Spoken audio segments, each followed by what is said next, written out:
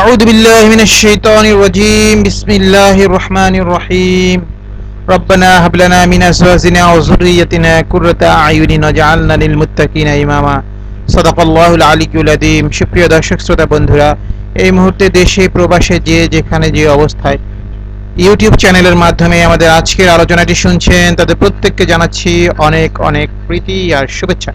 বন্ধুরা, আমরা আজকে আলোচনা করব স্ত্রী সহবাসের বিশেষ কিছু আদব ও বিধি নিষেধ নিয়ে। চলুন আমরা জেনে নিই তাহলে সঙ্গমের কিছু আদব ও নিয়ম নিম্নরূপ। কোনো শিশু বা পশুর সামনে সঙ্গমে রত না হওয়া, পর্দা ঘেরা স্থানে সঙ্গম করা, সঙ্গম শুরু করার পূর্বে সিঙ্গার, চুম্বন, স্তন মর্দন ইত্যাদি করা, বীর্য, যৌনাঙ্গের রস ইত্যাদি মোছার জন্য এক টুকরো কাপড় সঙ্গে রাখা, সঙ্গ অবস্থায় বেশি কথা না বলা, বীর্যের ও স্ত্রীর যৌনাঙ্গের প্রতি দৃষ্টি না করা, সঙ্গম শেষে পেশাব করে নেওয়া এবং সঙ্গমের পর পুনর্বার সঙ্গমে লিপ্ত হতে চাইলে যৌনাঙ্গ এবং হাত ধুয়ে নেয়া, এগুলো হচ্ছে প্রাথমিক বিষয়। এছাড়াও বীর্যপাতের পরেই স্বামী নেমে না যাওয়া, স্ত্রীর উপর থেকে স্বামী সরে না যাওয়া এবং স্ত্রীর উপরে অপেক্ষা করা যেন স্ত্রীও তার খাস পূর্ণ মাত্রায় মিটিয়ে নিতে পারে। সঙ্গমের পর অন্তত কিছুক্ষণ ঘুমানো উত্তম। জুমার দিনে সঙ্গম করা মুস্তাহাব। সঙ্গমের বিষয়ে কারো নিকট প্রকাশ করা নিষেধ। এটা একদিকে নির্লজ্জতা, অন্যদিকে স্বামী স্ত্রীর হক নষ্ট করা। সঙ্গম অবস্থায় স্ত্রীর যোনির দিকে নজর না দেয়া ভালো।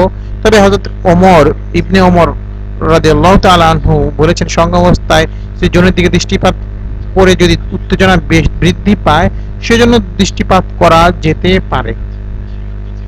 তো বন্ধুরা, আমরা যারা স্ত্রীর সাথে সঙ্গম করতে চাচ্ছি অথবা স্বামীর সাথে সঙ্গম করতে চাচ্ছি তারা এই বিষয়গুলো ফলো করবো। এছাড়া সঙ্গমের কিছু দোয়া আছে, সেগুলো আমরা মুখস্থ করে নেব।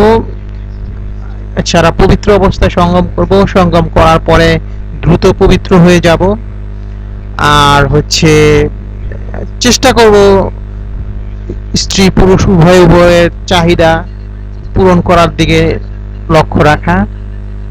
শুধুমাত্র শারীরিক চাহিদা নয়, এখানে মানসিক ইনভলভমেন্ট এবং ধর্মীয় দৃষ্টিকোণগুলো বজায় রাখার চেষ্টা করব, যাতে মহান রব্বুল আলামিন আমাদের সঙ্গমের মাধ্যমে ভালো কোনো কিছু প্রদান করেন। তো আমাদের আজকের আলোচনা যদি ভালো লাগে তাহলে আমাদেরকে লাইক দিবেন, সাবস্ক্রাইব করবেন, আমাদের চ্যানেলটি শেয়ার করবেন, মতামত দিবেন এবং আপনাদের যে কোনো সমস্যা, যৌন বিষয়ক যে কোনো সমস্যার জন্য আমাদের সাথে যোগাযোগ করতে পারেন 019452666939 এই নম্বরে। আশা করি আমাদের আলোচনা ভালো লেগেছে। সবাই ভালো থাকুন, সুস্থ থাকুন, নিরাপদে থাকুন, এই প্রত্যাশা আজকের মতো বিদায় নিচ্ছি। আসসালামু আলাইকুম ওয়া রাহমাতুল্লাহি ওয়া বারাকাতুহু।